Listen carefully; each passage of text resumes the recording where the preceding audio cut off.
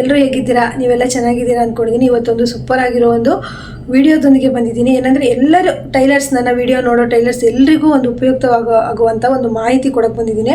ಅಂದರೆ ಕೆಲವೊಂದು ಕಮೆಂಟ್ಗಳು ಬಂದಿದ್ವು, ತುಂಬ ಇಂಪಾರ್ಟೆಂಟ್ ಆಗಿರೋದು ಟೈಲರಿಂಗಲ್ಲಿ. ನಾನು ಬರೆದಿಟ್ಕೊಂಡಿದ್ದೀನಿ. ಇವತ್ತೊಂದು 10 ಕಮೆಂಟ್ ಆಗಿದೆ ಅನಿಸುತ್ತೆ. ಅದನ್ನು ನಾನು ನಿಮಗೆ ಓದಿ ಹೇಳ್ತೀನಿ.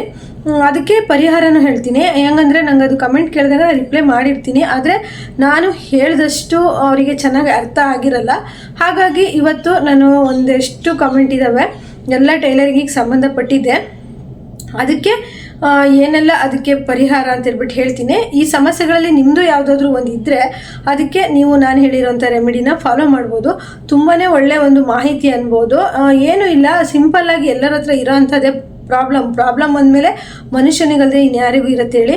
ಆದರೆ ಆ ಪ್ರಾಬ್ಲಮನ್ನು ನಾವು ಕ್ರಮೇಣ ಸ್ವಲ್ಪವಾಗಿ ಕಡಿಮೆ ಮಾಡಿ ಪೂರ್ತಿಯಾಗಿ ತೆಗೆದು ಹಾಕಬೇಕು. ಆ ಥರ ನಾವು ಈ ರೆಮಿಡಿಗಳನ್ನು ಮಾಡಬೇಕಾಗತ್ತೆ. ನಾನಿಲ್ಲಿ ಬರೆದಿಟ್ಕೊಂಡಿದ್ದೀನಿ, ಏನಂತ ಓದ್ತೀನಿ. ಫಸ್ಟು ಅವರ ಕಮೆಂಟು, ಅವರ ಕೆಲವೊಂದೊಂದು ವಿಚಾರಗಳು ಫಸ್ಟ್ ಓದ್ತೀನಿ, ಆಮೇಲೆ ಅದಕ್ಕೆ ನಾನು ಏನು ಸೊಲ್ಯೂಷನ್ ಅನ್ನೋದನ್ನು ಕೊಡ್ತೀನಿ. ವಿಡಿಯೋ ಸ್ಕಿಪ್ ಮಾಡದೆ ಪೂರ್ತಿಯಾಗಿ ನೋಡಿ. ಹಾಗೆ ಫ್ರೆಂಡ್ಸ್, ಏನು ಅಂತ ಹೇಳ್ತೀನಿ. ತುಂಬ ದಿವಸದಿಂದ ಬಂದಿರೋಂಥ ಒಂದೊಂದೇ ಕಮೆಂಟ್ಗಳನ್ನು ಆರಿಸಿ ಬರೆದಿಟ್ಟಿದ್ದೀನಿ. ಇದಕ್ಕೆಲ್ಲ ನಾನು ಒಂದೊಂದು ವೀಡಿಯೋನೇ ಮಾಡಿಬಿಟ್ಟಿದ್ದೀನಿ. ಮತ್ತೆ ರಿಪೀಟಾಗಿ ಅದೇ ಕ್ವಶನನ್ನೇ ಕೇಳ್ತಾರೆ. ಆದರೆ ಇವತ್ತು ನಾನು ಅದಕ್ಕೆ ಉತ್ತರನ ಕೊಡ್ತೀನಿ. ಅಂದರೆ ಇವಿಷ್ಟು ಕ್ವಶನು ಬೇರೆ ಬೇರೆ ವೀಡಿಯೋದಲ್ಲಿ ಒಂದೊಂದು ವೀಡಿಯೋನೇ ಮಾಡಿಬಿಟ್ಟಿದ್ದೀನಿ. ಆದರೆ ಇವತ್ತು ಇದಿಷ್ಟು ಕ್ವಶನಿಗೂ ಒಂದೇ ವೀಡಿಯೋದಲ್ಲಿ ಆನ್ಸರ್ ಹೇಳ್ತೀನಿ. ಮೊದಲನೇದಾಗಿ ಬಟ್ಟೆ ಬರ್ತಿಲ್ಲ, ಬಟ್ಟೆ ಬಂದರೂ ಹೊಲಿಯೋಕ್ಕೆ ಮನಸ್ಸಿಲ್ಲ. ಆಮೇಲೆ ಎಷ್ಟು ಚೆನ್ನಾಗಿ ಹೊಲಿದ್ಕೊಟ್ರು ಏನಾದರೂ ಒಂದು ಕಸ್ಟಮರ್ ಕಿರಿಕ್ ಮಾಡ್ತಾರೆ.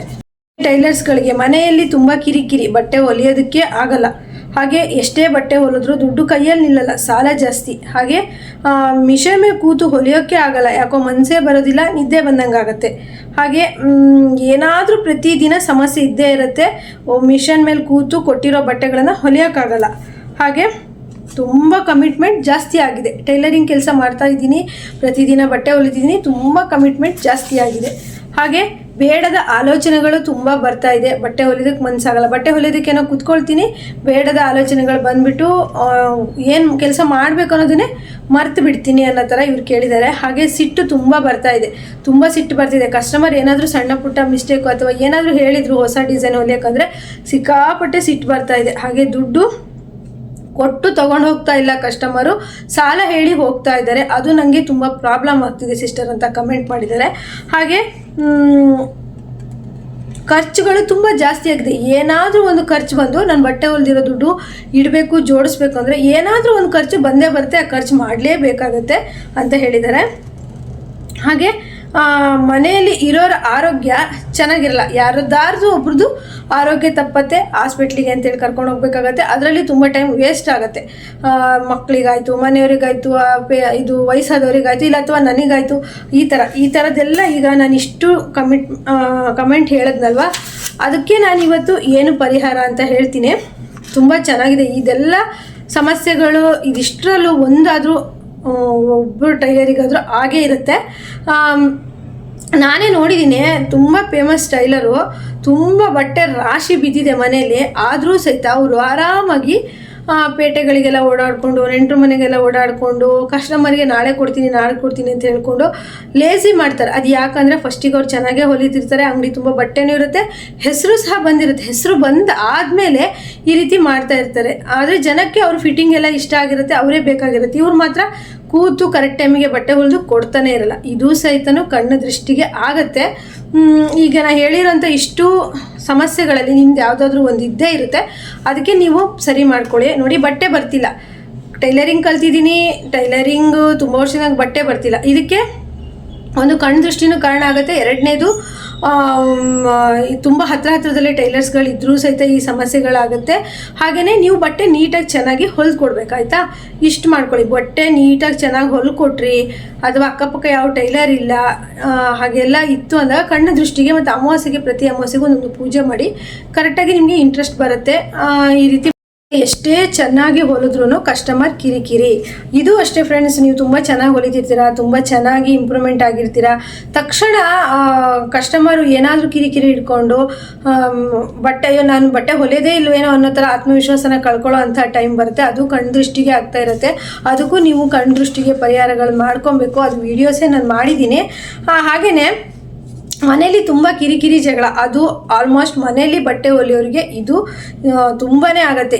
ಹಸ್ಬೆಂಡಿಂದ ಇಲ್ದಿದ್ರು ಅಷ್ಟೇ ಬೇರೆಯವರಿಂದ ಆದರೂ ಸಮಸ್ಯೆಗಳು ಬಂದೇ ಬರುತ್ತೆ. ಒಟ್ಟು ಮನೇಲಿ ನಾವೀಗ ಕತ್ರಿ ಕೆಲಸ ಮಾಡ್ತಾ ಇರ್ತೀವಲ್ವಾ, ಸ್ವಲ್ಪ ಕಿರಿಕಿರಿ ಜಗಳಗಳು ಜಾಸ್ತಿ. ಅದಕ್ಕೆ ನೀವು ಕೆಲವೊಂದು ಪರಿಹಾರಗಳಂತೂ ಮಾಡ್ಕೊಳ್ಳೇಬೇಕು. ಅದು ನನಗೆ ತುಂಬಾ ಎಫೆಕ್ಟ್ ಆಗಿರುವಂಥ ವಿಷಯ.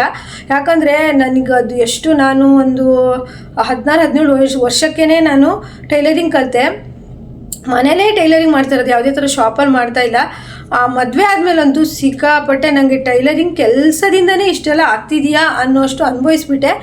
ಆಮೇಲೆ ನನಗೆ ಒಂದು ಕಡೆ ವಿಚಾರಿಸಿದಾಗ ನಂಗೆ ಕೆಲವೊಂದು ರೆಮಿಡಿಗಳನ್ನ ಹೇಳಿದ್ರು.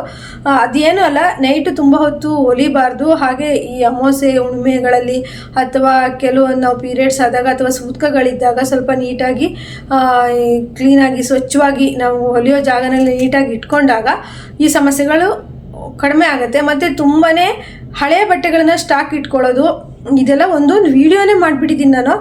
ಮತ್ತು ಕಟ್ ಪೀಸ್ ಬಟ್ಟೆಗಳನ್ನ ತುಂಬಾ ಸ್ಟಾಕ್ ಇಟ್ಕೊಳ್ಳೋದು, ಹೊಲಿಯೋ ಜಾಗನ ನಾವು ಹೊಲಿಯೋ ಕೂರೋ ಅಂಥ ಅಕ್ಕಪಕ್ಕ ಜಾಗನ ನೀಟ್ನೆಸ್ ಇಲ್ಲದೆ ಇರೋದು, ಮತ್ತು ನಾವು ಟೈಲರು 24 ಗಂಟೆ ಬ್ಯುಸಿ ಇರ್ತೀವಂತ ನಾವು ಇರೋವಂಥ ಮನೆ ಆಗಿರ್ಬೋದು, ವಾತಾವರಣ ತುಂಬ ಕ್ಲೀನ್ ಇಲ್ಲದೇ ಇಟ್ಕೊಳ್ಳೋದು, ಇದೆಲ್ಲ ಕಿರಿಕಿರಿ ಆಗುತ್ತೆ. ಇದೆಲ್ಲ ಕಸ್ಟಮರ್ ಬಂದು ಕಿರಿಕಿರಿ ಮಾಡೋದು ಕಾರಣ. ಮನೆಯಲ್ಲಿ ಜಗಳ ಅದೆಲ್ಲ ಆಗ್ತಾ ಇರುತ್ತೆ. ನಾವು ಮನೇಲಿ ಟೈಲರಿಂಗ್ ಮಾಡ್ತೀವಿ ಅಂದರೆ ತುಂಬ ಹುಷಾರಾಗಿ ತುಂಬ ಸೂಕ್ಷ್ಮವಾಗಿರಬೇಕು. ಯಾಕಂದರೆ ಎಲ್ಲ ಥರದವರು ನಮ್ಮ ಮನೆಗೆ ಬಟ್ಟೆ ಹೊಲ್ಸೋಕ್ಕೆ ಬರ್ತಾನೆ ಇರ್ತಾರೆ. ಆ ಟೈಮಲ್ಲಿ ಅದು ಹೇಗಂತಂದರೆ ಕೆಲವೊಂದು ನಾನಂತ ಅಂದರೆ ನೀವು ನಂಬ್ತಿರಲ್ಲ, ಗೋಮೂತ್ರ ಇರುತ್ತಲ್ವ, ಅದನ್ನು ನಾನು ಒಂದು ಬಾಟ್ಲಿ ಒಳಗಡೆ ಯಾವಾಗಲೂ ನೀರು ಹಾಕಿ ಫ್ರಿಜ್ಜಲ್ಲಿ ಇಟ್ಕೊಬಿಡ್ತೀನಿ. ಶುಕ್ರವಾರ ಗುರುವಾರ ನಾವು ವಾರ ಮಾಡೋ ದಿವಸ ಎಲ್ಲ ಸ್ವಲ್ಪ ಚಿಮ್ಸ್ಕೊಂಡು ಮನೆಯನ್ನೆಲ್ಲ, ಮತ್ತು ಬಿಳಿ ಸಾಸಿವೆ ಹಾಕಿ ಲೋಬನದ ಹೊಗೆ ಹಾಕ್ತೀನಿ. ನಾನು ಅದು ವೀಡಿಯೋಸ್ ಮಾಡಿದ್ದೀನಿ. ಹಾಗೆ ಕೆಲವೊಂದು ನಾವು ಅಟ್ಲೀಸ್ಟ್ ಲೋಬನ ಹಾಕ್ತಿದ್ರು, ಬೆಳಗ್ಗೆ ಸಂಜೆ ಊದ್ಬತ್ತಿ ಹೊಗೆ ಆದರೂ ನಮ್ಮ ಮನೆಯಲ್ಲಿ ಸ್ವಲ್ಪ ಬರಬೇಕು, ಒಂದು ಪಾಸಿಟಿವ್ ಎನರ್ಜಿ ಇರುತ್ತೆ. ಹಾಗೆಯೇ ಈ ರೀತಿ ಮಾಡ್ಕೊಬೇಕು. ಮನೆಯಲ್ಲಿ ಕಟ್ಟಿಂಗ್ ಕೆಲಸ ಟೈಲರಿಂಗ್ ಕೆಲಸ ಮಾಡೋರಿಗಂತೂ ತುಂಬಾ ಕಿರಿಕಿರಿ ಆಗ್ತಾ ಇರುತ್ತೆ. ಒಬ್ಬರು ಸಪೋರ್ಟ್ ಮಾಡಿದ್ರೆ ಒಬ್ಬರು ಸಪೋರ್ಟ್ ಮಾಡ್ತಿರಲ್ಲ, ಯಾರಿಂದಾದರೂ ಒಬ್ಬರು ಕಿರಿಕಿರಿ ಆಗ್ತಾನೆ ಇರುತ್ತೆ. ಇಲ್ಲಾಂದರೆ ನಮಗೆ ಆರೋಗ್ಯಗಳು ಸರಿ ಇರೋದಿಲ್ಲ. ಆದಷ್ಟು ನೀವು ಕೆಲಸ ಮಾಡೋ ಸುತ್ತಮುತ್ತ ಜಾಗದಲ್ಲಿ ಸ್ವಲ್ಪ ನೀಟಾಗಿ ಕ್ಲೀನಾಗಿ ಹಳೆ ಬಟ್ಟೆಗಳನ್ನು ಜಾಸ್ತಿ ಇಟ್ಕೊಳ್ಳೋದೇನೆ ಕೊಟ್ಬಿಟ್ಟು ಆದಷ್ಟು ನೀವು ಹೊಲಿದು ಮಾಡ್ತಾ ಇದ್ದರೆ ಮನೇಲೂ ಟೈಲರಿಂಗ್ ಮಾಡೋದ್ರಿಂದ ದುಡ್ಡು ಉಳಿಯುತ್ತೆ. ನೀವು ಇನ್ನೂ ಹೆಚ್ಚು ಇಂಪ್ರೂವ್ಮೆಂಟ್ ಆಗ್ತಾರೆ, ಎಲ್ಲ ಆಗುತ್ತೆ ಫ್ರೆಂಡ್ಸ್. ಈ ರೀತಿ ಮಾಡ್ಕೊಳ್ಳಿ. ಹಾಗೆ ಬಂದು ಕಸ್ಟಮರು ಸಾಲ ಹೇಳಿ ಹೋಗ್ತಾರೆ, ಬಟ್ಟೆ ದುಡ್ಡು ಕೊಡೋದಿಲ್ಲ. ಇದು ಸಹಿತ ನನಗೆ ಆಗಿದೆ. ನಾವು ಹುಟ್ಟಿದ ಊರಲ್ಲೇ ತುಂಬ ಪರಿಚಯ ಇರೋವಂಥ ಜಾಗದಲ್ಲಿ ಕಸ್ಟಮರ್ ಈ ರೀತಿ ಮಾಡ್ತಾರೆ.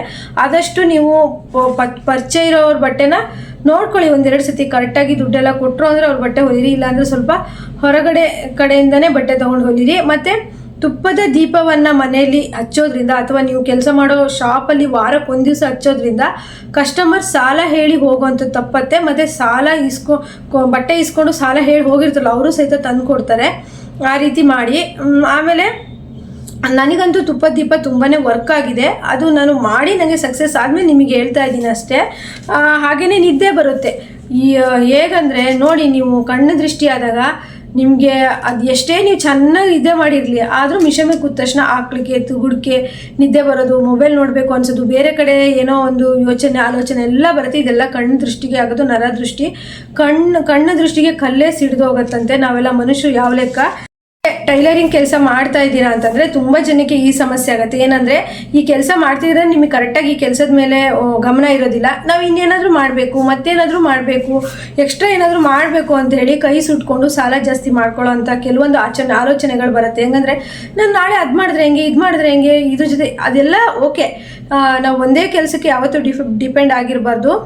ಬೇರೆ ಬೇರೆ ಕೆಲಸಗಳು ನಮ್ಮ ಕೆಲಸದ ಜೊತೆಗೆ ಇರಬೇಕು. ಆದರೆ ನೀವು ಟೈಲರಿಂಗ್ ಕೆಲಸ ಕಲ್ತಿದ್ದು ಸ್ಟಾರ್ಟಿಂಗಲ್ಲೇ ನಾನು ಮತ್ತೊಂದು ಮಾಡ್ತೀನಿ ಅಂದರೆ, ಈಗೊಂದು ಟೈಲರಿಂಗ್ ಶಾಪ್ ಹಾಕಿರ್ತೀರ, ಸೀರೆ ಬಿಸ್ನೆಸ್ ಮಾಡ್ತೀನಿ, ಎಂಬ್ರಾಯ್ಡ್ರಿ ಮಾಡ್ತೀನಿ, ಹ್ಯಾಂಡ್ ವರ್ಕ್ ಮಾಡ್ತೀನಿ, ಕುಚ್ಚು ಹಾಕ್ತೀನಿ ಅಂತ ಹೇಳ್ಕೊಂಡು ಎಲ್ಲ ಕೆಲಸಗಳನ್ನು ಮಿಕ್ಸಪ್ ಮಾಡಿಕೊಂಡ್ರೆ ನಿಮಗೆ ಒಂದು ಹೆಸರು ಅಂತ ಬರಲ್ಲ. ನಿಮಗೆ ಟೈಲರ್ ಅಂತಾರೋ, ಎಂಬ್ರಾಯ್ಡ್ರಿ ಹಾಕೋರು ಅಂತಾರೋ, ಅಥವಾ ಕುಚ್ಚು ಹಾಕೋರು ಅಂತಾರೋ, ಯಾವ ಕೆಲಸನೂ ಸರಿ ಮಾಡೋದಕ್ಕಲ್ಲ. ಅಷ್ಟು ಬಂದಾಗ ಅಂದರೆ ನೀವು ಅದಕ್ಕೆ ಜನನ ಇಟ್ಕೊಂಡು ಮಾಡಿಸಿರ ಅಂದರೆ ಒಬ್ಬರೇ ಆರ್ಡರ್ ಎಲ್ಲ ತೊಗೊಂಡು ಎಲ್ಲದೂ ಮಾಡ್ಬೋದು. ಆದರೆ ಅದಕ್ಕೂ ಸಹಿತ ನೀವು ಸ್ವಲ್ಪ ವರ್ಷ ಅಂಗಡಿ ಮಾಡಲಿ, ಮನೆ ಟೈಲರಿಂಗ್ ಮಾಡಲಿ, ಪಳಗಬೇಕು. ನೀವು ಟೈಲರಿಂಗ್ ಬಟ್ಟೆ ಹೊಲಿದು ಸ್ವಲ್ಪ ಪಳಗಿ ಜನದ ಜೊತೆ ಮಾತಾಡ್ಕೊಂಡ್ಮೇಲೆ ಅದ್ರ ಜೊತೆಗೆ ಒಂದೊಂದೇ ಕೆಲಸನ ಆ್ಯಡ್ ಮಾಡ್ಕೊಳ್ತಾ ಬನ್ನಿ. ಒಂದೇ ಸಲಿಗೆ ನಾನು ಟೈಲರಿಂಗ್ ಕಲ್ತಿದ್ದೆಲ್ಲದನ್ನು ಕಲಿತು ಒಂದು ಶಾಪ್ ಮಾಡ್ತೀನಿ ಅಂತಂದರೆ ನಿಮಗೆ ಮಿಕ್ಸಪ್ ಆಗಿ ಸ್ವಲ್ಪ ಗೊಂದಲಗಳಾಗುತ್ತೆ. ನೀವು ಟೈಲರಿಂಗ್ ಮಾಡ್ತಾ ಇದ್ದೀರಾ ಅಂತಂದರೆ ಕಂಟಿನ್ಯೂಸ್ 2 ವರ್ಷ ಅದ್ರ ಕಡೆನೇ ಗಮನ ಕೊಟ್ಟು ಅದ್ರ ಕಡೆನೇ ನೀವು ಫುಲ್ಲು ಫೋಕಸ್ ಹಾಕಿ ಜನನ ಸೆಳ್ಕೊಳ್ಳಿ.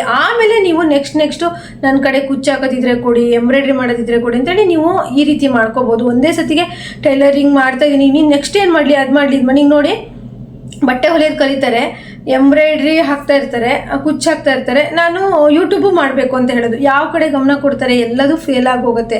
ಅದರಲ್ಲೂ ಬಾಡಿಗೆ ಕಟ್ಟಿ ಅಂಗಡಿ ಮಾಡ್ಕೊಂಡಿದ್ದಾರೆ ಅಂದರೆ ಆ ಬಾಡಿಗೆ ಕಟ್ಟೋಕೆ ಸಮೇತನೂ ಕಷ್ಟ ಆಗೋ ಥರ ಸಾಧ್ಯತೆ ಇರುತ್ತೆ. ಒಂದು ಕೆಲಸದಲ್ಲಿ ಕರೆಕ್ಟಾಗಿ ನೀವು ಪಳಗಿದ ಮೇಲೆ ನೆಕ್ಸ್ಟ್ ಒಂದು ಕೆಲಸಕ್ಕೆ ಸೆಲೆಕ್ಟ್ ಮಾಡ್ಕೊಳ್ಳಿ. ಒಬ್ಬರು ಒಂದೇ ಕೆಲಸ ಮಾಡಿದ್ರೆ ಇಂಪ್ರೂವ್ಮೆಂಟ್ ಆಗಲ್ಲ, ಬೇಕು ಜೊತೆಗೆ ಒಂದು 2-3 ಕೆಲಸಗಳು ಜೊತೆಗೆ ಇರಬೇಕು. ಇದ್ರ ಇನ್ಕಮ್ ಕಮ್ಮಿ ಆದಾಗ ಇನ್ನೊಂದ್ರ ಇನ್ಕಮ್ ಇದ್ದೇ ಇರುತ್ತೆ. ಅದಕ್ಕೆ ಈ ಒಂದು ಕೆಲಸದಲ್ಲಿ ಸ್ವಲ್ಪ ಚೆನ್ನಾಗಿ ಆದಮೇಲೆ ನೆಕ್ಸ್ಟ್ ಕೆಲಸಕ್ಕೆ ಹೋಗಿ ಅಂತ ಹೇಳ್ತೀನಿ.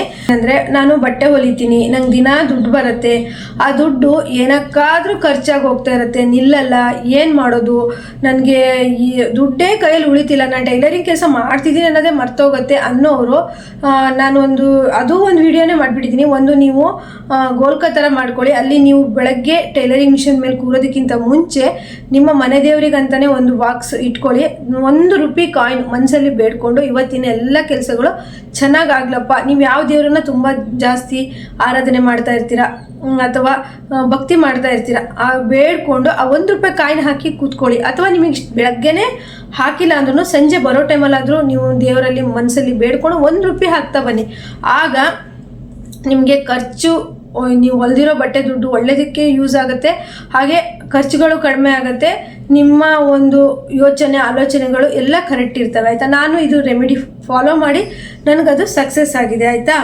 ಮಾಡಿದ್ರು ಯಾಕೋ ತುಂಬ ಮಿಷಮೆ ಕೂತ್ರೆ ನಿದ್ದೆ ಬರ್ತಾ ಇದೆ, ಬಟ್ಟೆ ಇದ್ರೂ ಹೊಲಿಯೋಕ್ಕಾಗ್ತಾ ಇಲ್ಲ, ನಮಗೀಗ ಸೂತ್ಕ ಇದೆ, ಈ ರೀತಿ ಪೂಜೆಗಳನ್ನೆಲ್ಲ ಮಾಡೋಕ್ಕಾಗಲ್ಲ, ಏನು ಮಾಡೋದು ಅಂತ ಕೇಳಿದ್ದಾರೆ. ಆವಾಗ ನೀವು ಅದು ಸಾಮಾನ್ಯ ಸೂತ್ಕ ಇದ್ದಾಗ ಆ ರೀತಿ ಆಗುತ್ತೆ. ಆದರೆ ನೀವು ಹೇಗಂದರೆ ಆ ಟೈಮಲ್ಲಿ ನೀವು ಪೂಜೆ ಮಾಡೋಕ್ಕಾಗ್ತಾ ಇರಲ್ಲ ಅಥವಾ ಏನು ರೆಮಿಡಿಗಳನ್ನು ಮಾಡೋಕ್ಕಾಗ್ತಾ ಇರಲ್ಲ ಅಂಥವ್ರು ಏನು ಮಾಡಬೇಕು ಅಂದರೆ ನೀವು ಆ ಟೈಮಲ್ಲಿ ದೇವ್ರ ಹತ್ರ ಮನಸ್ಸಲ್ಲಿ ಬೇಡ್ಕೊಳ್ಳಿ. ನೆಕ್ಸ್ಟು ಸೂತ್ಕ ಎಲ್ಲ ಕಳೆದ್ಮೇಲೆ ನಾನು ಒಂದು ಪೂಜೆ ಕೊಡ್ತೀನಿ ಅಂತೇಳಿ. ಫ್ರೆಂಡ್ಸ್, ನೀವು ಅಂತೀರಾ ಹೇಗಾಗಿತ್ತು ಅಂತಂದರೆ, ನನಗೆ ಈಗ ಒಂದು 3 ತಿಂಗಳ ಹಿಂದೆ ಹೆಂಗೆ ಹೊಲ್ಕೊಟ್ಟು ಏನೇ ಆಗಲಿ, ಏನಾದರೂ ಕಸ್ಟಮರ್ ಕಿರಿಕಿರಿ ಜಗಳ, ಒಂದೇ ಸತಿ ನನಗೊಬ್ಬರು ಕಸ್ಟಮರ್ ಜಗಳಕ್ಕೆ ಬಿದ್ದುಬಿಟ್ರು, ಯಾಸ್ಮಿನಿಗೂ ಜಗಳಕ್ಕೆ ಬಿದ್ದುಬಿಟ್ರು. ನನ್ನ ಇಷ್ಟು ವರ್ಷ ಸರ್ವಿಸಲ್ಲಿ ಇಷ್ಟು ದೊಡ್ಡ ಜಗಳ ಆಗಿದೆ ಇಲ್ಲ, ಅದು ಇನ್ನೂ ನಾವು ಅತಿಯಾಗಿ ಮಾಡಿದರೆ ಇನ್ನೂ ದೊಡ್ಡದಾಗ ಆಗೋದು. ನಾವು ಅಲ್ಲಿಗೆ ಬಿಟ್ವಿ, ನಾವು ಸೋತ್ರು ಪರವಾಗಿಲ್ಲ ಅಂತ ಹೇಳ್ಕೊಂಡು ನಾವು ಅಲ್ಲಿಗೆ ಬಿಟ್ವಿ. ಆಗ ನಾನು ಮಾಡಿದಂತಹ ಅಂತಂದರೆ, ನಾನು ನಂಬಿರೋ ಆಂಜನೇಯ ಆಗಿರ್ಬೋದು, ಮಾರಿಕಮ್ಮಿ ಆಗಿರ್ಬೋದು, ಹೋಗಿ ಬೇಡ್ಕೊಂಡೆ, ನಾನು ಒಂದು ಒಳ್ಳೆ ಪೂಜೆ ಕೊಡ್ತೀನಿ, ಈ ರೀತಿ ಸಮಸ್ಯೆಗಳು ನಂಗೆ ಬರಬಾರ್ದು, ಅದಕ್ಕೆ ನೀವೇ ಕಾಪಾಡಬೇಕು ಅಂತ. ನಿಜವಾಗ್ಲೂ ಅದು ಎಷ್ಟು ಮಿರಾಕಲ್, ಅದು ಒಂದೊಂದು ವಿಷಯಗಳು ಅದು ಕ್ಷಣದವರೆಗೂ ನನಗೆ ಆಗ್ತಾ ಇದ್ದಂಥ ತುಂಬ ಈ ಥರ ಡಿಸ್ಟರ್ಬೆನ್ಸ್ಗಳು, ಆ ಕ್ಷಣದ ನೆಕ್ಸ್ಟು ಅದೆಷ್ಟು ಚೆನ್ನಾಗಿ ಆಯಿತು ಅಂತಂದರೆ, ಅದು ನಿಜವಾಗ್ಲೂ ನಮ್ಮ ನಂಬಿಕೆ, ದೇವರಿದ್ದಾನೆ ಅನ್ನೋದು ಒಂದು ನಂಬಿಕೆ ಅನ್ನೋದು ನಿಜ ಹೌದು. ಅದು ಅಲ್ಲಿವರೆಗೂ ಅದು ಏನಾದರೂ ಒಂದು ಚೂರಾದರೂ ಮಿಸ್ಟೇಕನ್ನ ಹೇಳಿ ಏನಾದರೂ ಅಂದಿರ್ತಿದ್ರು. ಎಷ್ಟು ಕರೆಕ್ಟಾಗಿ ಮೊದಲೆಲ್ಲ ನಾವು ಕರೆಕ್ಟಾಗಿ ಸ್ಪೀಡ್ ಹೆಂಗೆ ಸೀಸನ್ ಟೈಮಲ್ಲೆಲ್ಲ 10-15 ಬ್ಲೌಸ್ ಹೊಲಿತೀವಿ, ಈಗ ಅಷ್ಟು ನೋಡೋದಿಲ್ಲ. ಆದರೂ ಅದು ಕರೆಕ್ಟಾಗಿದೆ ಕಸ್ಟಮರ್. ಈಗ ನಾವು ಅನ್ಸೀಸನ್ ಆದರೂ ನೀಟಾಗಿ ನೋಡಿ ಮಾಡಿ ಕೊಟ್ಟರು ಏನಾದರೂ ಒಂದು ಸಮಸ್ಯೆ ಹೇಳಿರ್ತಿದ್ರು. ಹಾಗಾಗಿ ನನಗೆ ಅದೊಂದು ನಂಬಿಕೆ. ನಿಮ್ಗೆ ಯಾವ ದೇವರನ್ನ ತುಂಬ ಆರಾಧನೆ ಮಾಡ್ತೀರಾ ಅವ್ರನ್ನ ನೆನೆಸ್ಕೊಂಡು ಕೆಲಸ ಮಾಡಿ, ಈ ರೀತಿ ನಾನು ಹೇಳಿದಲ್ಲ ಆ ರೆಮಿಡಿಗಳನ್ನು ಮಾಡಿ. ಹಾಗೆಯೇ ಮತ್ತೆ ಕೆಲವರಿಗೆ ಏನಾಗ್ತಿರುತ್ತೆ, ಕಲ್ತಿರ್ತಾರೆ, ಎಲ್ಲ ಮಾಡಿರ್ತಾರೆ, ಟೈಲರಿಂಗ್ ಎಲ್ಲ ಕಲ್ತಿರ್ತಾರೆ, ಬಟ್ಟೆ ಹೊಲಿತಿರ್ತಾರೆ. ಅವ್ರಿಗೆ ಏನಂತಂದ್ರೆ ಇವತ್ತು ಹೊಲಿದಿರೋದು ನಾಳೆ ನೆನಪಿರಲ್ಲ, ಮತ್ತೆ ಹೊಸದಾಗಿಂದ ನೋಡಿ ಮಾಡಿ ಕಲಿಬೇಕು. ಈ ರೀತಿ ಆಗ್ತಾ ಇದೆ ಅಂದ್ರೆ ನೀವು ಈಗ ಹೆಂಗಂದ್ರೆ ಈ ತಿಂಗಳಲ್ಲಿ ಸಂಕಷ್ಟಿ ಅಂತ ಬರುತ್ತಲ್ವಾ, ಒಂದು ವಿನಾಯಕ ಆ ಥರ ಮಾಡಿ, ಮತ್ತೆ ಮಂಗಳವಾರ ವಾರ ಮಾಡಿ, ತುಂಬಾನೇ ಒಳ್ಳೇದು. ಈ ರೀತಿ ತುಂಬಾನೇ ಯಾಕೋ ನನಗೆ ಇವತ್ತು ಹೊಲ್ದಿದ್ದೀನಪ್ಪ, ನಾಳೆ ನೆನಪೇ ಇಲ್ಲ, ಯಾಕೋ ನಂಗೆ ನೆನಪಿನ ಶಕ್ತಿನೇ ಬರ್ತಾ ಇಲ್ಲ, ಏನಾಗ್ತಿದೆ ನನಗೆ ಅನ್ನೋರು ಆ ರೀತಿ ಮಾಡ್ಕೊಳ್ಳಿ, ತುಂಬಾನೇ ಒಳ್ಳೇದಾಗತ್ತೆ. ಹಾಗೇನೆ ಫ್ರೆಂಡ್ಸ್, ಪ್ರತಿ ಅಮಾವಾಸ್ಯೆಗೂ ನಿಮಗೆ ತುಂಬಾ ಸಮಸ್ಯೆ ಇದ್ರೆ ನಿಂಬೆಹಣ್ಣು ಮೆಣಸಿನಕಾಯಿ ಹಾಕಿ ಒಂದು ಪೂಜೆ ಮಾಡಿ ಕಟ್ಬಿಟ್ಟು, ಹಾಗೆ ಒಂದು ಲೋಬಾನ ಹೊಗೆ ಹಾಕಿ, ಹಾಗೆ ಒಂದು ಗ್ಲಾಸ್ ಇದ್ರೆ ಅದಕ್ಕೆ ನೀರು ತುಂಬಿ ನಿಂಬೆಹಣ್ಣು ಹಾಕಿ, ನಿಂಬೆಹಣ್ಣು ಏನು ಕೆಳಗೋಯ್ತು ಅಂದರೆ ಕಣ್ಣು ದೃಷ್ಟಿ ಆಗಿದೆ ಅಂತ. ಮತ್ತು ರೆಡ್ ಬಟ್ಟೆಯಲ್ಲಿ ನಾನು ಅದಕ್ಕೆ ಏಲಕ್ಕಿ, ಲವಂಗ, 1 ರೂಪಾಯಿ ಇದು ಗೋಲ್ಡ್ ಕಾಯಿನ್, 5 ರೂಪಾಯಿ ಸಾರಿ ಫ್ರೆಂಡ್ಸ್, 5 ರೂಪಾಯಿ ಗೋಲ್ಡ್ ಕಾಯಿನು, ಹಾಗೆ ಅರಿಶಿಣ ಕೊಂಬು, ಮತ್ತು ಇದು ಶಂಕು ಚಕ್ರ, ಅದನ್ನೆಲ್ಲ ಪಾಸಿಟಿವ್ ಎನರ್ಜಿ, ಅದು ನಮ್ಮ ಒಂದು ಪಾಸಿಟಿವ್ ಎನರ್ಜಿನ ಗ್ರೋ ಮಾಡುತ್ತೆ. ಮತ್ತು ಈ ಹೊರಗಡೆಯಿಂದ ಬರುವಂಥ ನೆಗೆಟಿವ್ ಎನರ್ಜಿನ ತೆಗೆದಾಕತ್ತೆ. ಅದು ಹೇಗಂತಂದರೆ ಅದು ಗ್ರಂಥಿಗೆ ಅಂಗಡಿಯಲ್ಲಿ ಸಿಗುತ್ತೆ. ಲಾವಂಚ ಬೇರಾಗಿರ್ಬೋದು, ಚಂಕು ಚಕ್ರ, ಆಮೇಲೆ ಗೋಮತಿ ಚಕ್ರ, ಅದೆಲ್ಲದನ್ನು ಹಾಕಿಡಿ ನೋಡಿ ಬೇಕಾದ್ರೆ ಎಷ್ಟು ಪಾಸಿಟಿವ್ ಎನರ್ಜಿಯಾಗಿ ಕೆಲಸ ಮಾಡುತ್ತೆ ಅಂತ. ಅದು ಎಲ್ಲಿ ಪಾಸಿಟಿವ್ ಎನರ್ಜಿ ಇರ್ತದೆ ಅದು ಸೇಳ್ಕೊಂಡು ನೀವು ಕೆಲಸ ಮಾಡೋದಕ್ಕೆ ಒಂದು ಇಂಪ್ರೂವ್ಮೆಂಟ್ ಮಾಡುತ್ತೆ. ಈಗ ನೆಗೆಟಿವ್ ಎನರ್ಜಿನ ಬರೋದಕ್ಕೆ ಬಿಡೋದಿಲ್ಲ. ನಾವು ಟೈಲರಿಂಗ್ ಕೆಲಸ ಮಾಡ್ತೀವಿ, ನಮ್ಮ ಶಾಪಿಗಾಗಿರ್ಬೋದು, ಮನೆಗಾಗಿರ್ಬೋದು ಬಂದಿರುತ್ತೆ, ಅದೆಲ್ಲ ಹೋಗುತ್ತೆ. ನನಗೆ ಅದಷ್ಟು ಸಮಸ್ಯೆ ಅನುಭವಿಸ್ತಿದ್ದೆ ಟೈಲರಿಂಗಲ್ಲಿ. ಅಂದರೆ ಈ ಕೆಲಸನೇ ಬೇಡಪ್ಪ, ಅದು ಯಾಕೆ ನನಗೆ ದಿನ ಕಂಡೀರು ಹಾಕುವಂಥ ಪರಿಸ್ಥಿತಿ ಅಂತ ಅನ್ಕೊಂತಿದ್ದೆ. ಆದರೆ ಈಗ ನಾನು ಯೋಚನೆ ಮಾಡೋಕೆ ಹೋದರೆ ಎಷ್ಟೋ 100ಗೆ 80% ಕರೆಕ್ಟ್ ಆಗಿದ್ದೀನಿ, 20% ಇದೆ, ಅದು ಕರೆಕ್ಟ್ ಆಗತ್ತೆ ಅಂತ ಅನ್ಕೊಳ್ತೀನಿ. ಇದೆಲ್ಲ ಮತ್ತೆ ಬಿಳಿ ಸಾಸಿವೆಯಿಂದ ಲೋಬನದ ಹೊಗೆ ಹಾಕಿ ತುಂಬಾ ವಾಸ್ತು ದೋಷ ಇದ್ರೆ ಎಲ್ಲ ಸಮಸ್ಯೆ ಪರಿಹಾರ ಆಗುತ್ತೆ. ಹಾಗೆ ಗ್ಲಾಸ್ ಲೋಟಕ್ಕೆ ನಿಂಬೆಹಣ್ಣು ಹಾಕಿ ಅದನ್ನು ಮಾಡಿ. ಹಾಗೆ ನಿಮಗೆ ನೀವೇ ಬರೀ ಉಪ್ಪಲ್ಲಿ ಮೇಲಿಂದ ಕೆಳಗೆ ತನಕ ಸುರಿದು ನೀರೊಳಗೆ ಹಾಕಿ ಆ ನೀರು ಕರ್ಗದ್ರ ಮೇಲೆ ತೆಂಗಿನ ಗಿಡದ ಬುಡಕ್ಕೆ ಹಾಕ್ಬೋದು. ಈ ರೀತಿ ಮಾಡ್ಕೊಳ್ಳಿ. ಹಾಗೆಯೇ ಕೆಲವೊಂದು ನಾವು ವಾಸ್ತು ನೀಟಾಗಿ ಅಂದರೆ ನಾವು ಫಸ್ಟ್ ಆಫ್ ಆಲ್ ನಮ್ಗೆ ಎಲ್ಲ ಸಮಸ್ಯೆಗೆ ಕಾರಣ ನಾವು ಕ್ಲೀನ್ ಆಗಿಲ್ದಿದ್ದು, ನೀಟಾಗಿಲ್ದಿದ್ದು, ಅದು ನಮಗೆ ಸಮಸ್ಯೆಗೆ ತುಂಬ ಕಾರಣ ಆಗ್ತಾ ಇರುತ್ತೆ. ನಮಗೆ ಬಟ್ಟೆ ಹೊಲಿಯೋಕ್ಕಿದೆ ಅಪ್ಪ, ತುಂಬ ಬಟ್ಟೆ ಹೊಲಿಯೋಕ್ಕಿದೆ, ಕೆಲಸ ಜಾಸ್ತಿ ಇದೆ ಅಂತೇಳಿ ನೀಟಾಗಿ ಇಟ್ಕೊಳ್ದೆ ನಮ್ಮ ಶಾಪು ಮನೆ ಆಗಿರ್ಬೋದು ಕೆಲಸ ಮಾಡ್ತಾ ಹೋದ್ರಿ ಅಂತಂದರೆ ಬೇಕಾದರೆ ನೋಡಿ, ನಾನು ಈ ವಿಡಿಯೋ ನೋಡಾದ್ಮೇಲೆ ನೀವು ಟೈಲರಿಂಗ್ ಮಾಡೋ ಸುತ್ತಮುತ್ತ ಎಲ್ಲ ನೋಡಿ, ಧೂಳು ಕಸ, ತುಂಬ ವರ್ಷಗಳಿಂದ ಒಂದು ಬಟ್ಟೆ ನನ್ನ ಹತ್ರನೇ ಇದೆ ಅನ್ನೋ ಥರ ಇತ್ತು ಅಂದಾಗ ಅದನ್ನ ಫಸ್ಟ್ ನೀಟಾಗಿ ಕ್ಲೀನ್ ಮಾಡಿ, ಎಲ್ಲ ಕ್ಲೀನ್ ಮಾಡಿ ನೆಕ್ಸ್ಟ್ ಡೇ ಹೊಲಿಯೋಕೆ ಕೂತ್ಕೊಳ್ಳಿ. ಇವತ್ತಿನಗಿಂತ ನಾಳೆ ಅದೆಷ್ಟು ಆಕ್ಟಿವ್ ಆಗಿ ನೀವು ಕೆಲಸ ಮಾಡ್ತೀರಾ ಅಂತ ನೋಡಿ. ಹೌದು, ನೀವು ನೀಟಾಗಿರೋ ಕ್ಲೀನಾಗಿ ಅಂದರೆ ನಾವು ಅದು ಮಾಡಿ ಇದು ಮಾಡಿ ಈ ರೆಮಿಡಿ ಮಾಡಿ ಆ ರೆಮಿಡಿ ಮಾಡಿ ಅನ್ಬೋದು. ನೀವಿಲ್ಲಿ ನೀಟಾಗಿ ಇಟ್ಕೊಳ್ತೇನೆ ಲೋಬನದ ಹೊಗೆ ಹಾಕಿದ್ರು ಅಥವಾ ಅಮಾವಾಸ್ಯೆ ಪೂಜೆ ಮಾಡಿದ್ರು ಇನ್ನೇನು ಮಾಡಿದ್ರೆ ಅದು ಯಾವುದು ವರ್ಕ್ ಆಗಲ್ಲ. ಫಸ್ಟು ಲಕ್ಷ್ಮಿ ನಮ್ಮ ಹತ್ರ ಬರಬೇಕು, ಕೈ ತುಂಬ ಲಕ್ಷ್ಮಿ ಇರಬೇಕು. ನಾವು ಮಾಡಿರೋ ಕೆಲಸ ಒಳ್ಳೇದು ಕಡೆಗೆ ನಾವು ಅನ್ಕೊಂಡಿರ್ತೀವಿ, ನನ್ನ ಹತ್ರ ಜಾಕ್ ಮಿಷನ್ ಇಲ್ಲ, ಜಾಕ್ ಮಿಷನ್ ತಗೋಬೇಕು, ನನ್ನ ಹತ್ರ ಓರ್ಲಾಕ್ ಮಿಷನ್ ಇಲ್ಲ, ಓರ್ಲಾಕ್ ಮಿಷನ್ ತಗೋಬೇಕು, ಏನೋ ನನ್ನ ಬಟ್ಟೆ ಒಂದು ಗೋಲ್ಡ್ ತಗೋಬೇಕು ಅಂತ ಇರ್ತೀವಿ, ಅದು ಇಟ್ಟಿರ್ತೀವಿ, ಅದು ಇನ್ನೊಂದು ಖರ್ಚಾಗುತ್ತೆ ಅಂದಾಗ ನೋಡಿ ನಿಮ್ಮ ಹತ್ರ ಸುತ್ತಮುತ್ತ ನೆಗೆಟಿವ್ ಎನರ್ಜಿ ಅನ್ನೋದು ಇದ್ದೇ ಇರುತ್ತೆ. ಅಟ್ಲೀಸ್ಟ್ ನಿಮಗೆ ಆಗಲಿಲ್ಲ ಅಂದರೆ ತಿಂಗಳಿಗೆ ಒಂದ್ಸತಿ ಅದು ಧೂಳು ಕಸನ ಹೊಡ್ಕೊಳ್ಳಿ. ತಿಂಗಳಿಗೆ ಒಂದು ಭಾನುವಾರ ನೀವು ಕೆಲಸ ಮಾಡೋ ಜಾಗದ ಹತ್ರ ಕ್ಲೀನ್ ಮಾಡಕ್ಕೆ ಇಟ್ಕೊಳ್ತೀನಿ ಅನ್ಕೊಳ್ಳಿ. ಆದಷ್ಟು ವೇಸ್ಟನ್ನು ತೆಗೆದಾಕಿ. ಈಗ ಅದು ಬೇಕು ಇದು ಬೇಕು, ಈಗ ಟೈಲರಿಂಗಲ್ಲಿ ವಸ್ತುಗಳಿರುತ್ತೆ, ಇದು ಯಾವಾಗಾದ್ರು ಬೇಕಾಗ್ಬೋದೇನೋ ಅಂತ ಏನೂ ಹೋಗಸಲ್ಲ. ಅಟ್ಲೀಸ್ಟ್ ನೀವು ತಿಂಗಳಿಗೆ ಒಂದು ದಿವಸ, ಅಮಾವಾಸ್ಯೆಗೆ ಒಂದು 2-3 ದಿನ ಹಿಂದೆ ಮಾಡ್ಕೊಳ್ಳಿ. ಇದನ್ನ ಅಮಾವಾಸ್ಯೆಗೆ ಒಂದು 2-3 ದಿನ ಹಿಂದೆ ಈ ಯಾವ್ಯಾವ ವಸ್ತುಗಳು ಬೇಕು ಬೇಡ ಎಲ್ಲ ಒಂದು ಕಡೆ ಹಾಕೊಳ್ಳಿ. ಬೇಕಾಗಿದ್ದು ಬೇಡದಿರೋದನ್ನೆಲ್ಲ ಬದಲು ಮಾಡ್ಕೊಂಡು ಬೇಡದೇ ಇರೋದನ್ನ ತೆಗೆದು ಬಿಸಾಕಿ. ಅಪ್ಪ, ಬೇಡದಿರೋ ಆಲೋಚನೆಗಳು ನಮ್ಮ ತಲೆಯಲ್ಲಿ ಇರಬಾರ್ದು, ಬೇಡದಿರೋ ವಸ್ತುಗಳು ನಮ್ಮ ಹತ್ರ ಇರಬಾರ್ದಲ್ವಾ, ಬಿಸಾಕಿ ನೀಟಾಗಿ ಮಾಡ್ಕೊಳ್ಳಿ. ಅವಾಗ ಬಂದು ಬಟ್ಟೆ ಹೊಲಿಯೋಕ್ಕೆ ಟೈಲರ್ ಮಿಷನ್ ಮೇಲೆ ಕೂತ್ಕೊಳ್ಳಿ. ನೀವು ಅದು ಎಷ್ಟು ಆಕ್ಟಿವ್ ಆಗಿ ಬಟ್ಟೆ ಹೊಲಿತೀರ ನೋಡಿ, ಅವತ್ತಿನ ದಿನ ನಿಮ್ಮ ಸಂಪಾದನೆ ಎಷ್ಟಾಗುತ್ತೆ ನೋಡಿ. ಅದೇ ಧೂಳು ಕಸ, ಯಾವ ಬಟ್ಟೆ ಫಸ್ಟ್ ಹೊಲಿಬೇಕು, ಯಾವ ಬಟ್ಟೆ ಸೆಕೆಂಡ್, ಅದು ಒಂದು ವಿಡಿಯೋನೇ ಮಾಡಿದ್ದೀನಿ ಫ್ರೆಂಡ್ಸ್, ತುಂಬ ಚೆನ್ನಾಗಿ ಓಡಿದೆ, ನನ್ನ RG ಟೈಲರಿಂಗ್ ಕ್ಲಾಸಲ್ಲಿ ಇದೆ ನೋಡಿ. ಯಾವ್ದು ಬಟ್ಟೆ ಹೊಲಿಬೇಕಾದ್ರೆ ನೀವು ಒಂದು ಮಿಷನ್ ಟೇಬಲ್ ಮೇಲೆ ಆಗಿಲಿ ಎಲ್ಲ ರಾಶಿ ಹಾಕೊಳ್ಳಿ. ನಾನು ಯಾವ್ದು ಫಸ್ಟ್ ಹೊಲಿಬೇಕು, ಯಾವ ಸೆಕೆಂಡ್ ಹೊಲಿಬೇಕು ಅನ್ನೋದು ಮಾತ್ರ ಗೊತ್ತಾಗೋದೇ ಇಲ್ಲ.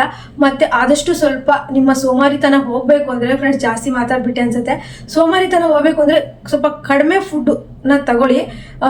ಹೊಟ್ಟೆ ಬಿರಿಯಾನಿ ಫುಲ್ ತಿನ್ನೋದು ಅಥವಾ ನಾನ್ ವೆಜ್ಜೇ ಬೆಳಗ್ಗೆನೆ ತಿನ್ನೋದು, ಆಮೇಲೆ ಬೇಕಾಬಿಟ್ಟು ಜಂಕ್ ಫುಡ್ಗಳು ತಿನ್ನೋದು, ಇದು ನಮ್ಮ ಆಲಸ್ಯಕ್ಕೆ ತುಂಬ ಕಾರಣ ಆಗುತ್ತೆ. ಜಂಕ್ ಫುಡ್ ಟೈಲರ್ಗಳಿಗೆ ಇಂಪಾರ್ಟೆಂಟ್ ಆಗಿ ಕೂತು ಹೊಲಿಯೋದ್ರಿಂದ ಏನಾದರೂ ತಿನ್ಬೇಕಂತ ಅನ್ನಿಸ್ತಾ ಇರುತ್ತೆ. ಜಂಕ್ ಫುಡ್ನ ಆದಷ್ಟು ಕಡಿಮೆ ಮಾಡಿ. ನಿಮಗೆ ತಿನ್ನಬೇಕು ಅನ್ಸಿದ್ರೆ ಡ್ರೈ ಫ್ರೂಟ್ಸ್ನ ಒಂದು ಬಾಕ್ಸಲ್ಲಿ ಹಾಕಿ ಪಕ್ಕಕ್ಕೆ ಇಟ್ಕೊಳ್ಳಿ, ಅದನ್ನು ತಿನ್ನಿ, ಅದು ನಿಮಗೆ ಹೆಲ್ತ್ಗೆ ಒಳ್ಳೇದಾಗುತ್ತೆ. ಅದ್ಬಿಟ್ಟು ನೀವು ಕೂತು ಹೊಲಿಯೋದು ಸಿಕ್ಕಾಪಟ್ಟೆ ಊಟ ಆಗಿರ್ಬೋದು, ನಾನ್ ವೆಜಿಟೇರಿಯನ್ ಆಗಿರ್ಬೋದು ಅಥವಾ ಜಂಕ್ ಫುಡ್ ಆಗಿರ್ಬೋದು ತಿಂದರೆ ಸಿಕ್ಕಾಪಟ್ಟೆ ಫ್ಯಾಟ್ ಆಗ್ತೀರಾ. ಮತ್ತು ಆಲಸ್ಯ ಸೋಮಾರಿತನ ಇದರಿಂದನೇ ಬರುತ್ತೆ. ನೀವು ನೋಡಿ ಬೇಕಿದ್ರೆ ಊಟನ ಕಮ್ಮಿ ಮಾಡಿ ಕೆಲಸ ಜಾಸ್ತಿ ಮಾಡ್ತೀರಾ ನೋಡಿ ಬೇಕಾದ್ರೆ. ಇದು ಆಮೇಲೆ ಇದು ತುಂಬ ಜನಕ್ಕೆ ಮರ್ತಿರ್ತಾರೆ, ನಿದ್ದೆ ಬರುತ್ತೆ, ಬಟ್ಟೆ ಹೊಲಿಯೋಕೆ ಇಂಟ್ರೆಸ್ಟ್ ಇಲ್ಲ ಅಂತಾರೆ. ಈ ಥರ ನಿಮಗೆ ತಿನ್ನಿ, ನಾನ್ ವೆಜ್ ಇಷ್ಟ ಅಂತಂದ್ರೆ ತಿನ್ನಿ, ವಾರಕ್ಕೆ 1 ದಿವಸ ತಿನ್ನಿ. ಇಲ್ಲ ಒಬ್ಬೊಬ್ರಿಗೆ ನಾನ್ ವೆಜ್ ಬಿಡೋದಕ್ಕೆ ಆಗಲ್ಲ ಅನ್ನೋರು ವಾರಕ್ಕೆ 1 ದಿವಸ ತಗೊಳ್ಳಿ. ತುಂಬಾ ಒಳ್ಳೇದು. ಹಸಿರು ತರಕಾರಿ ಈ ಥರದ್ದೆಲ್ಲ ತಿಂದಾಗ ನಮ್ಮ ಕೆಲಸಕ್ಕೆ ತುಂಬಾ ಒಳ್ಳೇದಾಗುತ್ತೆ. ಹಾಗಾಗಿ ಟೈಲರ್ಗಳಲ್ಲಿ ನಾನು ನೋಡಿದ್ದೀನಿ ಆಲ್ಮೋಸ್ಟ್ ದಪ್ಪ ಆಗ್ತಾರೆ. ಯಾಕಾಗ್ತಾರೆ ಅಂದರೆ ಕುತ್ಕೊಂಡು ಹೊಲಿತಾರೆ, ಜಂಕ್ ಫುಡ್ಡು ಅದು ಇದು ತಿನ್ಕೊಂಡು ದಪ್ಪ ಆಗ್ತಾರೆ. ಆದ್ರಿಂದ ನಾವು ಒಂದು ಯಾವುದೇ ಕೆಲಸ ಆಗಲಿ ಫ್ರೆಂಡ್ಸ್, ಸಕ್ಸಸ್ ಆಗಬೇಕು ಅಂದರೆ ಒಂದು ಡಿಸಿಪ್ಲಿನ್ ಅಂತ ಇರಬೇಕು. ಡಿಸಿಪ್ಲಿನ್ ಇಲ್ಲ ಅಂತಂದರೆ ಆ ಕೆಲಸ, ನನಗೆ ನೀವು ನಂಬ್ತಿರೋ ಬಿಡ್ತಿರೋ, ನಾನು 16 ವರ್ಷದಿಂದ ಬಟ್ಟೆ ಹೊಲಿತಿದ್ದೀನಿ. ಈಗ ಇದೇ ಊರು, ನಾನು ಹುಟ್ಟಿದ್ದು ಇದೇ ಊರು, ಮದುವೆ ಆಗಿರೋದು. ಎಲ್ಲರೂ ಹೇಳ್ತಾರೆ, ನೀನು ಮಾರೈತಿ ಬಟ್ಟೆ ಹೊಲಿತೀಯಾ, ಅವಾಗ ಹೇಗಿದೆಯೋ ಈಗ ಹಾಗೆ ಇದೆಯಾ, ನೀವು ಕೂತು ಒಲಿಯೋದಲ್ವ ಫ್ರೆಂಡ್ಸ್. ನಾನು ಹೇಗಂದರೆ ಬೆಳಗ್ಗೆ ನಾನೊಂದು ತಿಂಡಿ ತಿಂದು ತಕ್ಷಣ ಬಂದು ಕೂರಲ್ಲ, ಒಂದು ಸ್ವಲ್ಪ ಎಲ್ಲ ಕೆಲಸ ಮುಗಿಸ್ಕೊಂಡು ಹೋದರೆ ತಿಂಡಿ ತಿಂದ ತಕ್ಷಣ ಊಟ ಮಾಡಿದ ತಕ್ಷಣ ಬಂದು ಕೂತು ಹೊಲಿದಾಗ ದಪ್ಪ ಆಗ್ತೀವಿ, ಫ್ಯಾಟ್ ಅನ್ನೋದು ಬಂದ್ಬಿಡುತ್ತೆ. ನಾನೀಗ ಹೇಗಂದರೆ ಒಂದು 9:30 9 ಗಂಟೆಗೆ ತಿಂಡಿ ತಿಂದೆ ಅಂದರೆ ಒಂದು 10-10:30ಗೆ ಟೈಲರಿಂಗ್ ಮಿಷನ್ಗೆ ಕೂರೋದು, ಅದು ಲೈಟಾಗೆ ಫುಡ್ ತೊಗೊಳೋದು ಬೆಳಗ್ಗೆ ಮುಂಚೆ. ನಾನು ಬೆಳಗ್ಗೆ ಇವತ್ತು 3 ಗಂಟೆಗೆ ಇದ್ದಿದ್ದೀನಿ, ಈಗ ವಿಡಿಯೋ ಮಾಡ್ತಾ ಇದ್ದೀನಿ ಯಾಕಂದರೆ ನಾನು ಇನ್ನೂ ಫುಡ್ ತಗೊಳ್ಳಿಲ್ಲ. ಅದೇ ನನಗೆ ಫುಡ್ ಅಂತ ಹೋದ ತಕ್ಷಣ ನಿದ್ದೆ ಬರೋಕ್ಕೆ ಸ್ಟಾರ್ಟ್ ಆಗುತ್ತಲ್ವಾ, ಹಾಗಾಗಿ ಆದಷ್ಟು ಫುಡ್ ಸ್ವಲ್ಪ ಕಡಿಮೆ, ಅಂದರೆ ಊಟನೇ ಮಾಡಬೇಡಿ, ಆಗಲ್ಲ ನಂಗೆ ಜಾಸ್ತಿ ಊಟ ನೋಡಿ. ಬೇಕಾದರೆ ಆ ಹೊಟ್ಟೆ ಸ್ವಲ್ಪ ಖಾಲಿ ಇದ್ದಷ್ಟು ನೀವು ಆ್ಯಕ್ಟಿವ್ ಆಗ್ತೀರಾ, ಬೆಳಗ್ಗೆ ಬೇಗ ಹೇಳ್ತೀರಾ. ಇಲ್ಲ ಅಂತ ಅಂದರೆ ಜಾಸ್ತಿ ತಿಂದ್ಬಿಡೋದು, ಕಂಠ ಪೂರ್ತಿ ಮಲ್ಕೊಳ್ಳೋದು, ಬೆಳಗ್ಗೆ 8 ಆಗಲಿ 9 ಆಗಲಿ 11 ಆಗಲಿ ಹೇಳೋದಿಲ್ಲ. ಆದ್ದರಿಂದ ಸ್ವಲ್ಪ ಕಡಿಮೆ ಊಟ ಮಾಡಿ. ಜಂಕ್ ಫುಡ್ಡು ನಿಮ್ಮನ್ನು ಆಲಸ್ಯತನಕ್ಕೆ ತುಂಬ ತಗೊಬರುತ್ತೆ. ಅವ್ರು ಯಾವ್ಯಾವುದು ಎಣ್ಣೆಗಳಿಂದ ಮಾಡಿರ್ತಾರೋ ಏನೋ ಗೊತ್ತಿಲ್ಲ. ನಿಜವಾಗ ಆಲಸ್ಯತನ ಬರೋದೇ ಜಂಕ್ ಫುಡ್ಡು, ಎಣ್ಣೆ ಫುಡ್ಡಿಂದನೇ. ಅದನ್ನು ಕಮ್ಮಿ ಮಾಡಿ, ತಿನ್ನಲೇಬೇಡಿ ಅಂತ ಹೇಳಲ್ಲ, ಆರೋಗ್ಯವಾಗಿರೋದು ಯಾವುದಿರುತ್ತೋ ಅದನ್ನ ತಿನ್ನಿ. ಹಾಗೆ ಇವತ್ತು ನೋಡಿ ಇಷ್ಟು ಸಮಸ್ಯೆಗಳು ಹೇಳಿದ್ರು, ಇಷ್ಟಕ್ಕೂ ಸಮೇತನೂ ನಾನು ಉತ್ತರವನ್ನು ಕೊಟ್ಟಿದ್ದೀನಿ. ಆದಷ್ಟು ನೀವು ಕಪ್ಪು ಸಾಸಿವೆಯಿಂದನೂ ನಿಮಗೆ ದೃಷ್ಟಿ ತೆಗೆದುಬಿಟ್ಟು ಅಮಾವಾಸ್ಯೆ ಹುಣ್ಣಿಮೆ ದಿವಸ 3 ಹಾದಿಲಿ ಹಾಕಿ, ಅದು ಸಂಜೆ 8 ಗಂಟೆ ನಂತರ ಬೇಕಾದ್ರೂ ಮಾಡ್ಬೋದು. ಬಿಳಿ ಸಾಸಿವೆನ ನೀವು ಲೋಬ ಅನ್ನೋದಂದ್ರೆ ಒಂದು ಕಾಯಿ ಚಿಪ್ ಇರುತ್ತಲ್ವಾ, ಅದು ಮನೆ ಒಳಗೆ ಇಡಿ ಒಣಗತ್ತೆ, ಅದನ್ನ ನೀವು ಗ್ಯಾಸಲ್ಲಿ ಸುಟ್ಬಿಟ್ಟು ಅದು ಕೆಂಡ ಆಗುತ್ತೆ, ಅದ್ರ ಮೇಲೆ ನೀವು ಲೋಬಾನ ಮತ್ತೆ ಬಿಳಿ ಸಾಸಿವೆನ ಹಾಕ್ಬಿಟ್ಟು ಮನೆ ಪ್ರತಿ ಒಂದು ಮೂಲೆಗೂ ತೋರಿಸಿದಾಗ ಅದೇನೇ ನೆಗೆಟಿವ್ ಇರಲಿ ಹೋಗುತ್ತೆ. ನಿಮಗೆ ಯಾರಾದ್ರೂ ಗೊತ್ತಿಲ್ಲದೇನೆ ಏನಾದರೂ ನಿಮಗೆ ತೊಂದರೆ ಮಾಡಿದ್ರು ಎಲ್ಲದೂ ಹೋಗುತ್ತೆ. ಪ್ರತಿದಿನ ಹಾಕಿ, ಸ್ವಲ್ಪ ಸಮಸ್ಯೆ ಕಡಿಮೆ ಆಗೋ ತನಕ ಪ್ರತಿದಿನನೂ ಹಾಕಿ, ಆಮೇಲೆ ಅಮಾವಾಸ್ಯೆ ಹುಣ್ಣಿಮೆಗೆ ಹಾಕಿ ನೋಡಿ. ಒಂದು ಕಾಯಿ ಚಿಪ್ಪು ನೀಟಾಗಿ ಬಿಸಿಲಿದ್ರೆ ಬಿಸಿಲೆಲ್ಲ ಒಣಸಿಟ್ಕೊಂಡ್ರೆ ಬೇಗ ಹತ್ತತ್ತೆ, ಇಲ್ಲ ಕೆಂಡ ಇದ್ರೆ ಕೆಂಡನೂ ಮಾಡ್ಕೋಬಹುದು ನೀವು. ಈ ರೀತಿ ಮಾಡ್ಕೊಳ್ಳಿ, ತುಂಬಾನೇ ರೆಮಿಡಿ ವರ್ಕ್ ಆಗುತ್ತೆ. ಹಾಗೆಯೇ ನಾನು ಈ ದೃಷ್ಟಿಗಂತೂ ಸಿಕ್ಕಾಪಟ್ಟೆ ವಿಡಿಯೋಸ್ಗಳನ್ನು ಮಾಡಿದ್ದೀನಿ, ನಮ್ಮ RG ಟೈಲರಿಂಗ್ ಕ್ಲಾಸಲ್ಲಿ ಇದೆ, ಅಲ್ಲೂ ಸಹಿತ ನೀವು ವಿಸಿಟ್ ಮಾಡಿಬಿಟ್ಟು ವಿಡಿಯೋಗಳನ್ನ ನೋಡ್ಕೋಬಹುದು ಅಂತ ಹೇಳ್ತಾ ಈ ವಿಡಿಯೋನ ಇಲ್ಲಿಗೆ ಮುಗಿಸ್ತಾ ಇದ್ದೀನಿ. ನೆಕ್ಸ್ಟ್ ವಿಡಿಯೋದೊಂದಿಗೆ ಮತ್ತೆ ಬರ್ತೀನಿ. ಎಲ್ರಿಗೂ ಬಾಯ್.